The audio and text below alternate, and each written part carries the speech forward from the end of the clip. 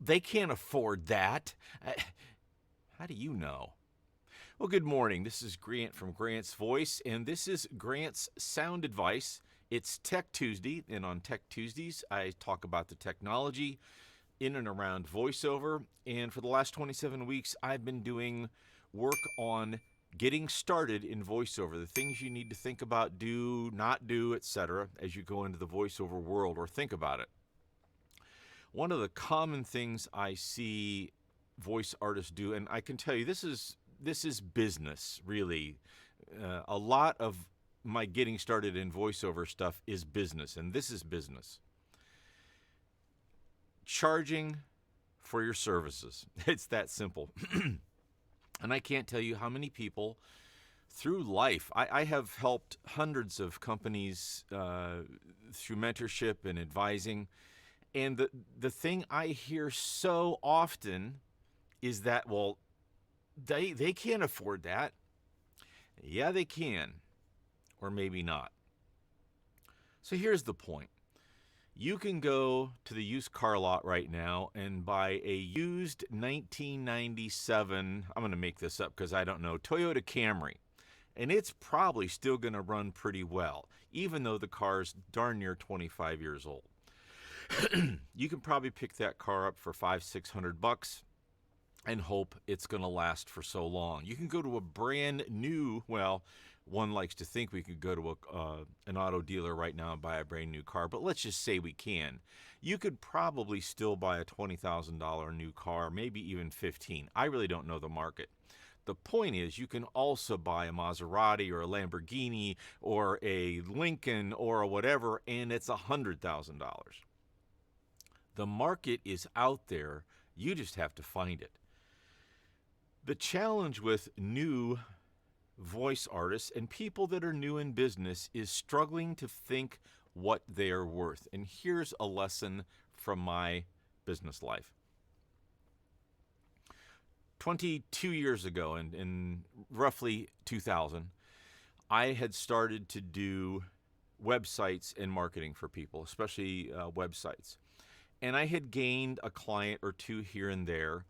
And I had a new client that I reached through a Yahoo group of all things back before Facebook. And at that point, I was charging $35 an hour. Now, $35 an hour to me at that time was pretty decent money because I had just come out of a job where I didn't make anywhere near that. And this is before I understood a lot of the stuff that I now know. So here's some free advice. I started working for this client, and we are still friends to this day, and I've done work for her as close as like a year ago.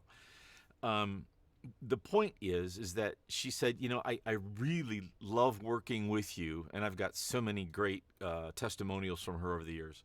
I really love working with you, but you're not charging enough. I want to refer you to my friends, but they're at a level that they're not going to trust you at $35 an hour.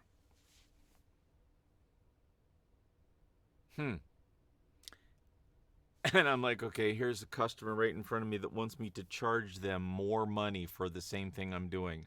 And she said, I would be much more comfortable if you charged me like $75 an hour. Knock me over with a feather. And being a good customer service guy, I said, okay.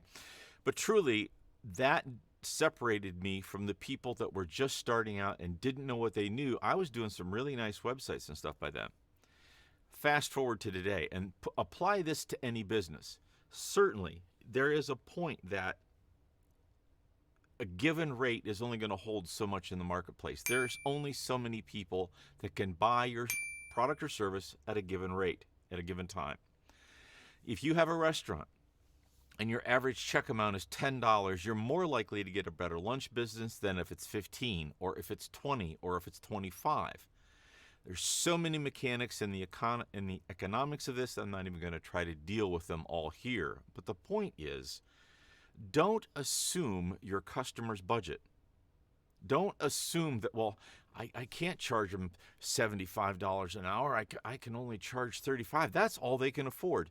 If they want you badly enough, one of two things are going to happen. They will ask you to negotiate, or they will pay your price.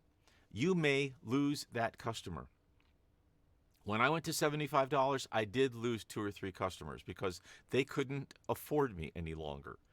But I gained, oh, I don't even know how many over the years because I was charging that rate.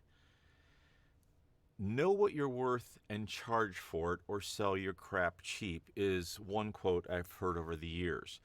And that's not to say that if you sell inexpensively that your stuff is crap. There may not be any change in quality, but the perception is there.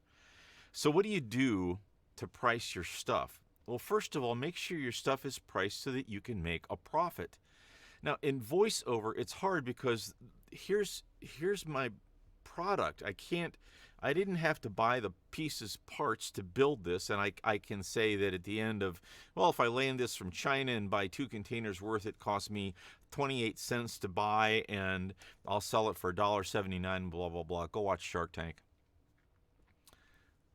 But I have microphones and lights and sound panels and green screens and lighting and thousands of dollars worth of equipment that I have bought and paid for that I need to maintain and keep good, and software programs and education. There are costs to any business. So as you look at it, make sure that you can do what you want to do with your life. If you're charging so many dollars for something and it barely covers your costs because that's what people can afford, and yet you can't buy bread or pay your mortgage because of that, you're in the wrong business, or it is a hobby. Now, if it's a hobby, great, you get some money and you still get to do what you love to do. But then people will take advantage of you. Well, it's not really a business. No, it is a business. A little bit of soapboxing there, sorry. But the point of this video is, don't assume your customer's budget. Don't cut your own nose off to spite your face in the case of, I know they can't afford it, so I'm going to charge them less going in, when they may have been more than happy to pay your going rate.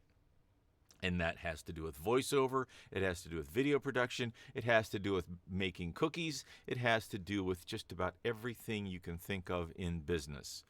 Don't assume your customer's budget. There are rate cards out there. If you search the internet for voiceover rate cards, a lot of people have them published. And maybe you're brand new. Maybe this is truly what you're using to get started in voiceover. And for that, I thank you for watching. And maybe the true point of this is that you don't feel you can charge $1,000 for what a known voice artist can charge.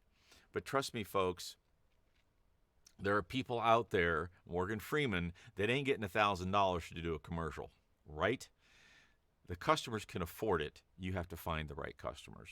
But there are rate cards out there. There are videos you can watch about how to price. And as you start, you're going to price lower. But as you gain confidence, as you gain demos, as you gain proof of the ability to work for people, your rates should go up.